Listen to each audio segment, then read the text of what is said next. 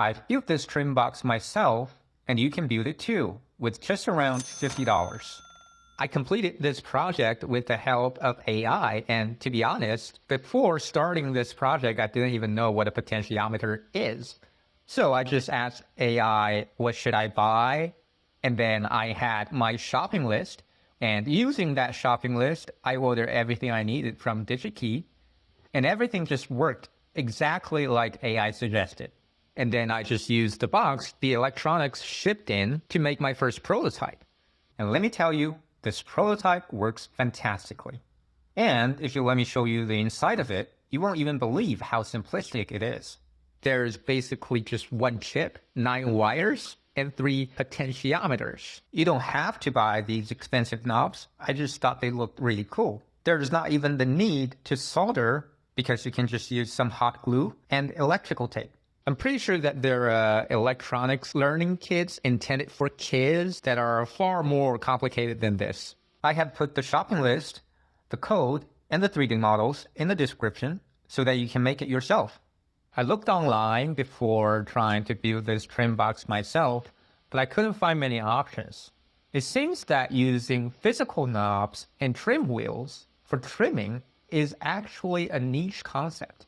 I looked around and I saw one option which was made by Desktop Pilot, and I think it cost more than $200. And looking at the size of that, I didn't think it was worth more than $200 because the trimming doesn't seem very ergonomic. If I were sold an airliner's trim wheel for more than $200, I would gladly take it, but this one is just too small and not ergonomic at all. I totally understand why the market of trim hardware is so small, because in modern aviation, you don't need to trim much, and you can just find a switch on your yoke or stick to trim.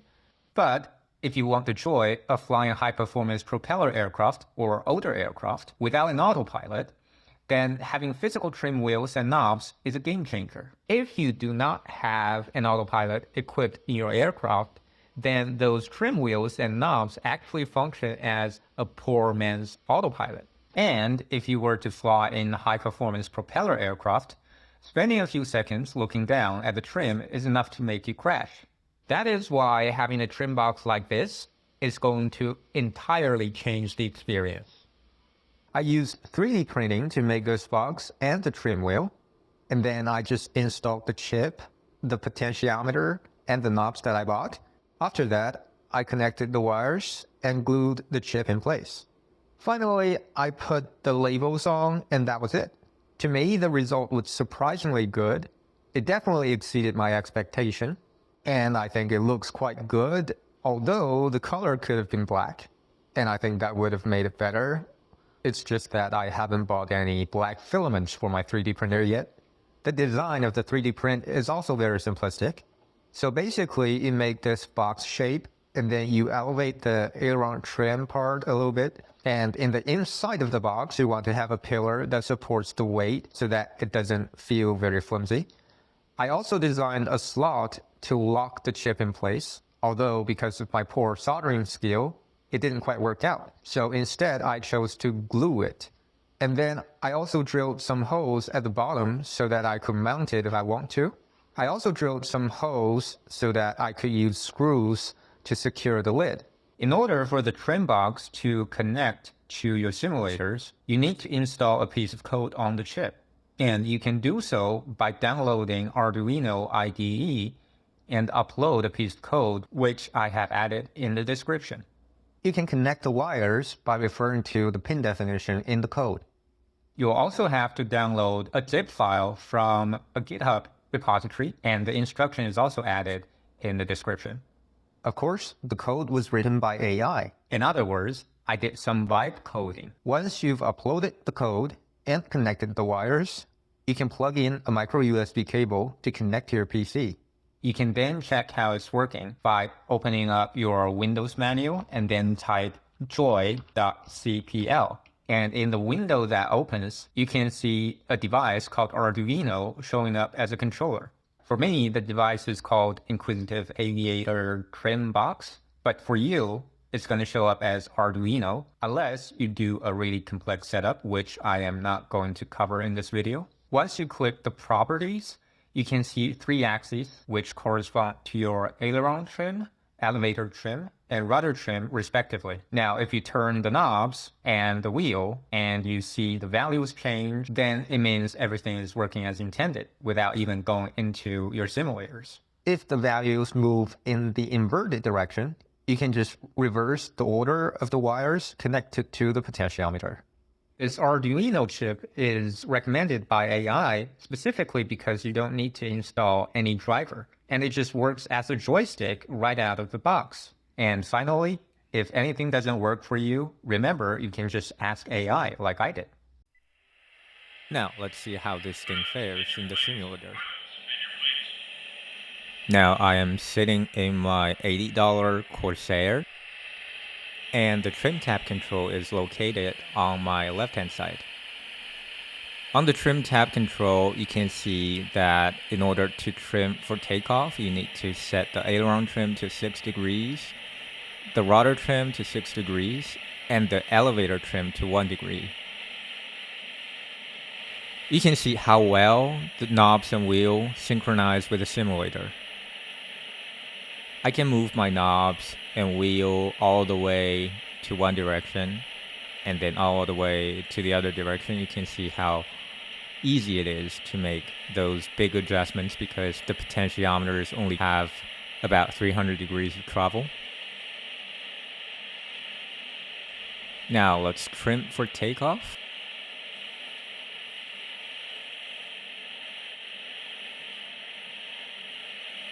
Now with the trim set, let's quickly go through the other procedures to prepare for takeoff.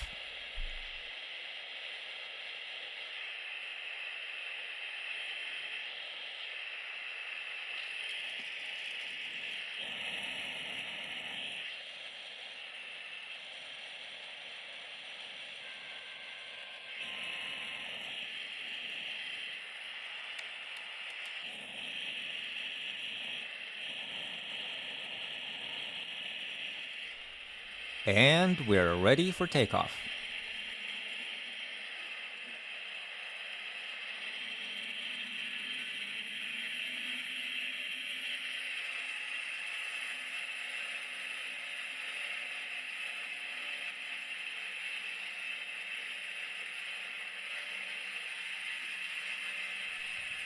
Thanks to the meticulous trimming, it was a quite uneventful takeoff.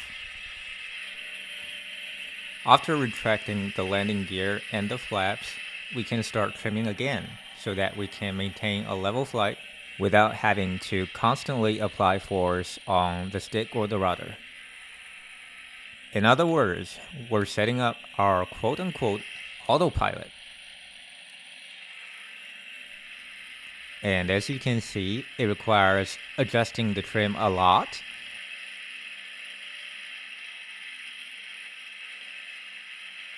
And now I can do all of this while looking out of my canopy and making sure that I am flying level, all because of this trim box that I built.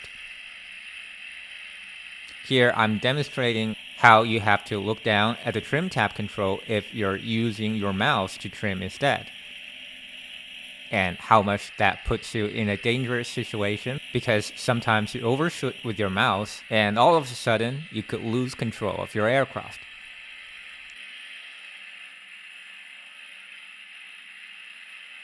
And as you can see, it requires a lot of tiny, precise adjustments as well.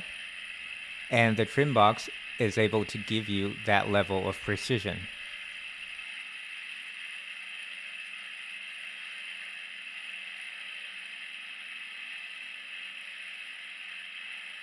Now I have completely let go of my controls.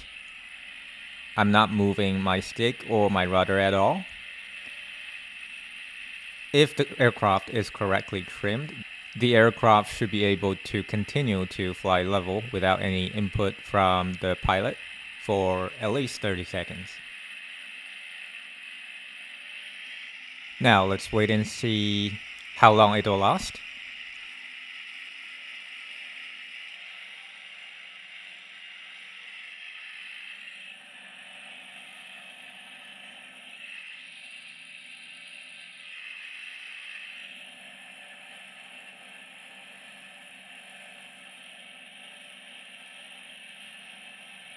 And after about 40 to 50 seconds, my left wing started to rise and my right wing started to dip.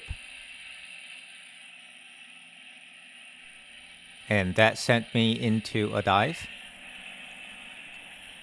At a higher altitude, it shouldn't look as scary as it appears on the screen. Now let's pull on the stick to level off.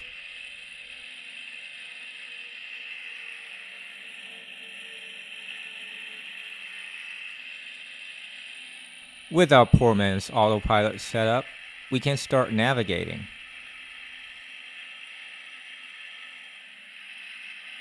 And the best thing is, when you're looking down at your chart, you don't even have to look out of the canopy. Because directly above your pilot's desk is the turn and slip indicator. And you could just be looking at your turn and slip indicator while applying some tiny pressure on your stick and make sure the ball and the needle are centered. And that way, you can make sure that you're flying in the same heading as you're doing math on your pilot's desk.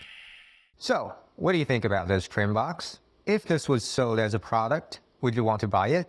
If so, how much do you think this is worth? And if you have suggestions, feel free to leave a comment.